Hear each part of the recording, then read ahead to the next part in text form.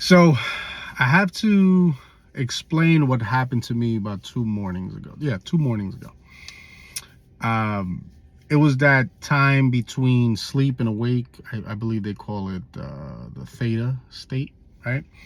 So I have to give you backstory before I tell you what happened to be able to explain it correctly. In the past few months, in my life, I would say that a lot of supernatural things are happening, a lot of blessings, a lot of miracles where logically you cannot explain it, right? All you can say is just, thank you, God. Thank you for doing what you have done and what you've allowed me to accomplish. And I don't ask questions. I don't ask why or how when he shows me things, right? I don't say, oh, but I can't. I don't put my logic to it or where I am in that moment to make it possible or not, because everything is possible through God. So with that being said, he showed me a few things. First off, he speaks to me like art, and I'll try to my best to explain that. So, for example, he will show you something or tell you something on your right hand side, then later on he'll show you or tell you something on your left hand side, and then a few years later the left and right come together as the missing puzzle piece. And when it comes together, finally, you're like, oh my God, he's been prepping me on my right for years for what was to come to happen on my left. And then when it comes together, you're like, wow, he's creative. He's a genius, right?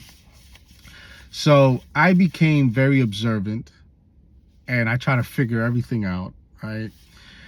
And I've become very infatuated with God and his messages and his signals and patterns. And I just like hyper focused on it all. When it happens to other people around me, when it happens to me, I'm hyper focused on it. And God, I want to say close to a year ago, 8 months, 9 months ago, was showing me something. And I didn't know, like, at first, I'm like, why are you showing me this? And then later on, it stopped. And then a few months ago, it started up again. And I'm like, all right, so this is to be mine. God's showing me my blessings or what's to be mine or what is already mine, just not in the physical yet. And human nature, right? We want it right away. That's why we can't know the future too much, right? Because we want to skip all the stuff we're supposed to do to get to that. Like, all right, you already showed me what's mine. Let me get it. Like a spoiled child. And with that being said, now I'm in this theta stage 2 days ago, and my son keeps kicking me, pushing me with his foot on my back, and like I'm gonna fall off the bed. So I guess that's what put me in the theta, because I was like dead asleep, and now I'm like starting to come to. And I remember saying in my head, I'm like, I just wish he could just get his foot off of me. And as soon as I said that, I felt something or someone take his foot off of me and put it somewhere else. I stopped feeling his foot right then and there. So I smiled like in my dream or whatever you call that. And I'm like, God, I know that was you. And if you're showing me that you can give me or make possible everything I want, please give me what you showed me that I've been waiting for. And then I heard God speak to me, and it was almost in a stern voice. And he said, be where you are. And at that moment, I shot up out of bed, and I had to pray and apologize to God for me being spoiled and expecting, for a gift, for a blessing that he showed me that's mine. But I'm over here like, all right, let me have it. And that's the first thing that subconsciously I thought of. And I said it while I was half asleep. That's who I really am. When your subconscious is speaking, that's who you are. And I was so embarrassed, and I had to apologize and for everything he's done for my life. And I was reminded and humbled to be grateful and just be where you are.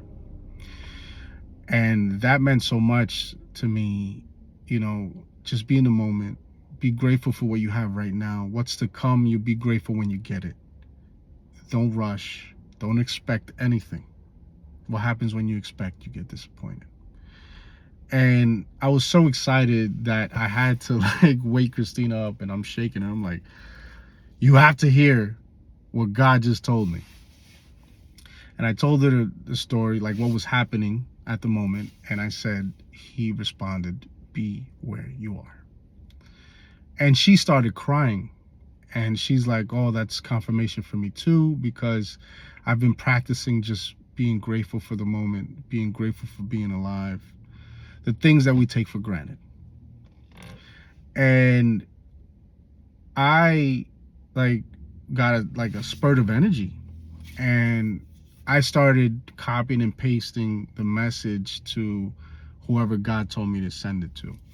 And 100% of those people that responded, that received the message, all said they needed it at that moment because they were going through something similar and they needed to be reminded to be where you are.